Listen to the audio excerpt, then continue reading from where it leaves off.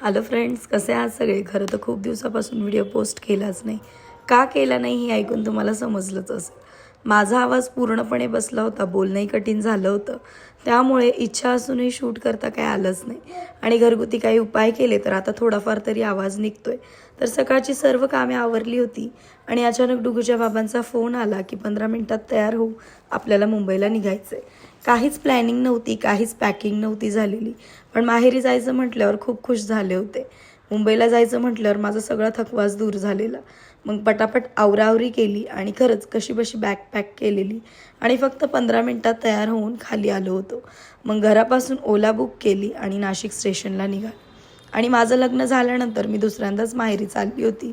खूप एक्सायटेड होती आणि अचानक प्लॅन बनल्यामुळे घरच्यांना सुद्धा याची कल्पना नव्हती की मी तिकडे येणार आहे. कारण दुपारीच मामांचा फोन आलेला. अर्धा तास मी त्यांच्याशी गप्पा मारल्या आणि त्यांनासुद्धा माहीत नव्हतं मी तिकडे येणार आहे आणि मलासुद्धा माहीत नव्हतं की मी अचानक तिकडे जाईल म्हणून. पण डुगूच्या बाबांनीच हा प्लॅन बनवला. मग फायनली आम्ही नाशिक स्टेशनला पोहोचलो आणि आमचं काही रिझर्वेशन वगैरे नव्हतं, साधंच तिकीट होतं आणि अर्ध्याहून जास्त ट्रेन नाशिकलाच खाली होते.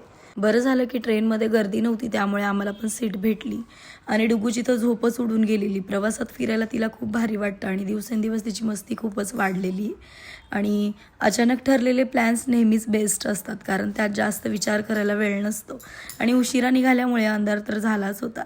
त्यामुळे बाहेर काय बघायला भेटलंच नाही. नंतर माझ्या घरच्यांचे पण फोन सुरू होते, पण मी त्यांचे फोन काय रिसीव्ह करत नव्हते. त्यांना टेन्शन पण आलं होतं की दुपारी आमच्यासोबत बोलली आणि आता फोन पण उचलत नाही.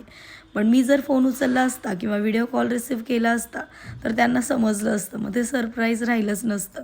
मग ठाण्यामध्ये उतरलो आणि वाशीची ट्रेन पकडली ऐरोलीला जाण्यासाठी. आणि या रूटला कधीच गर्दी बघायला भेटत नाही, कारण की ही नेहमी स्लो ट्रेन असते.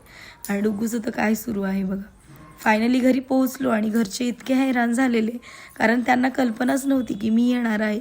खुश पण झालेले, पण थोडं आश्चर्यचकित पण झाले होते आणि खूप भारी वाटलं. त्यांना पण खूप आनंद झाला आणि डुगू तर आजोबांकडे गेली तर आम्हाला विचारतसुद्धा नाही. तर असा होता अचानक प्लॅन.